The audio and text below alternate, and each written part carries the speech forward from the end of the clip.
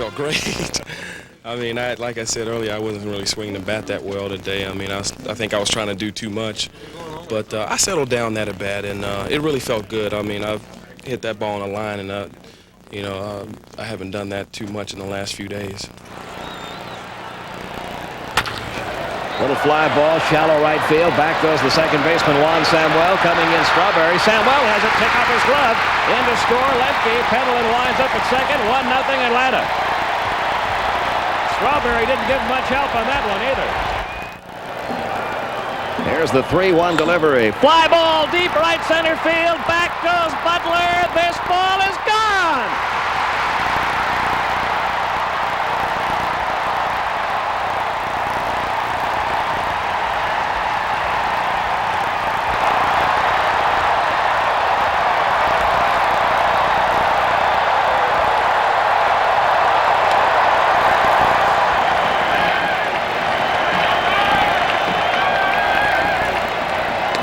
Strike three to Mitch Webster. Braves are a game and a half up in the National League West. You know, they're a good home team, but I think the pressure's on them a little bit. They're the ones that are down right now, and if we play the way we can, it's ours to lose. But could they carry that euphoria over to the next weekend in Los Angeles? The Dodgers had seen the fantastic Atlanta crowds, had felt the tomahawk chop, and heard that eerie chant. I'm happy for the Atlanta ball club. I'm happy for the city of Atlanta. It's great that their ball club is contented, but I wish they'd get off our back.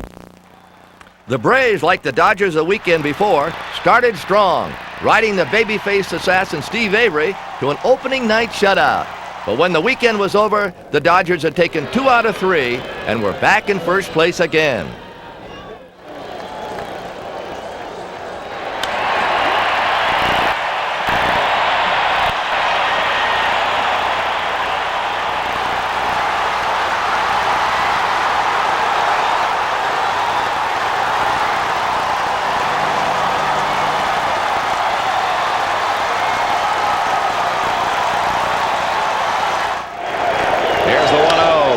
Ball is short. Alfredo Griffin fields, throws, and the Dodgers are up by a game and a half as they take 2 out of 3 from Atlanta. The Braves will be coming back home a game and a half out of first place.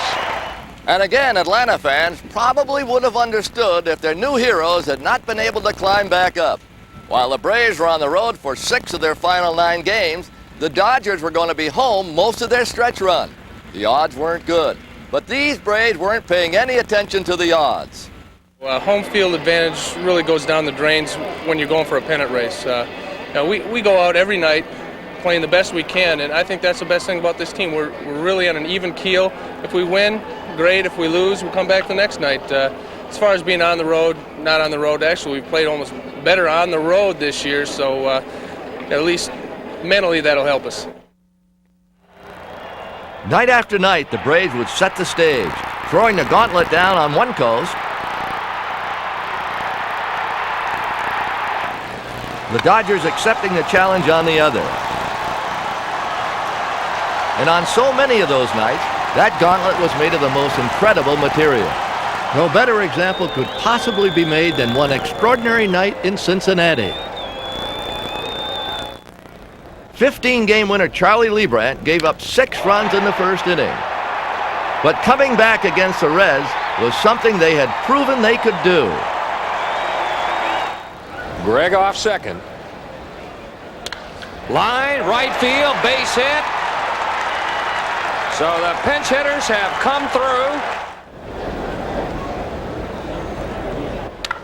Deep to right field. 6-3. All of a sudden, we're getting ourselves a ball game. High drive center field. Back goes Duncan. Back goes Duncan. Still going at the wall. It's off the wall. Runners all over the place. They're 2 men at third base. Nobody at first. Now a runner tries to score. He is safe at the plate. The other man reaches third. And then with the score 6-5 now in the ninth, and Deion Sanders, yes, Deion Sanders aboard, up stepped David Justice. In all of baseball stood and watched in amazement. So if he can get a fastball out there, it's open in that side. There's a fly ball deep right field. Back goes O'Neill. He's at the wall. Braves lead. Braves lead. Braves lead. They had come from 6 runs down to win again. Their 37th come from behind victory. There was no quit in this team. I gotta borrow it from you, Dad. Holy cow! You know, they're older beyond their years. They really are. They haven't let this pennant race affect them one bit. They've gone out every single night and done a heck of a job. I don't know what it is, but they just seem to have a confidence about them that this type of situation doesn't intimidate them. Deion Sanders' return to the club was just one more chapter in this fairy tale. The Braves realized how much they missed Otis Nixon's speed, so they talked Sanders into trying both football and baseball for a week or 2. He is safe. The throw gets away. One day after being named the NFC's Defensive Player of the Week for his part in a win over the Raiders, Sanders was back in a baseball uniform. His presence, not to mention his speed, seemed to give the Braves a huge burst of energy when it was needed most. One of the pitch runner. You coming next to me, D? You come next to me? Next to me, baby. We got a new third base coach too. Still, the Dodgers matched them win for win, and as the final weekend of the season loomed, Los Angeles remained in first place. But on Wednesday, October 2nd, the Braves won their 6th straight road game, and hours later, the Dodgers lost to San Diego, and just like that, they were tied for the lead. Pena with his 14th save and Tom Glavine winning his 20th game that night, the first in the majors to reach that plateau, only the second in Atlanta Braves history, nailing down his bid for the Cy Young Award. It would come down to the final 3 games. The Dodgers at Candlestick Park to face a Giants team that was openly pulling for the Braves. Atlanta home before 3 raucous, tomahawking sellout crowds against the last place Astros.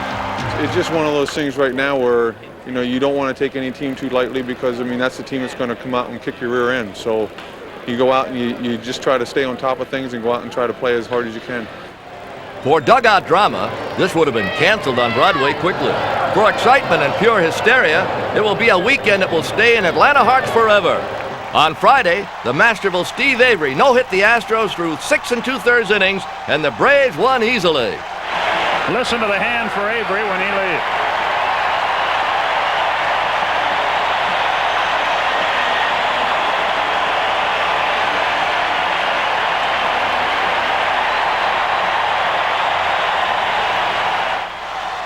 Meanwhile, the Giants were beating the Dodgers in San Francisco, and the combination put the Braves ahead by a full game with just 2 left.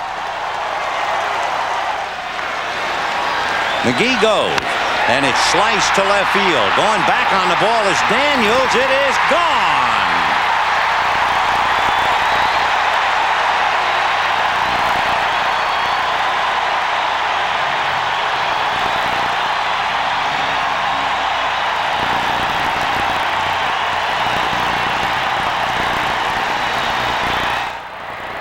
Whoever said it would come down to the final game of the season was terribly mistaken. It came down to the next to the last game. It was John Smoltz's turn to shine.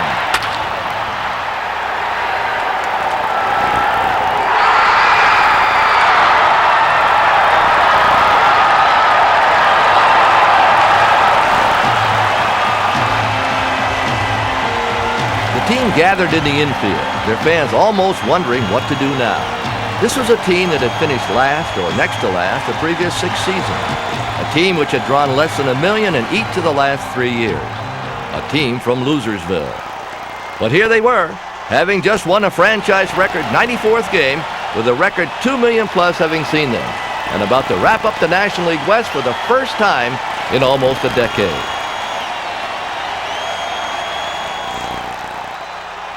And so, together as one, their fans around them, they turned their attention to the big screen as the Giants were putting the finishing touches to the Dodgers' hopes.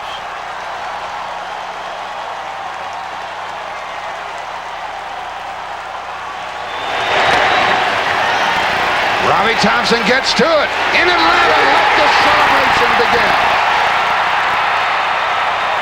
A remarkable finish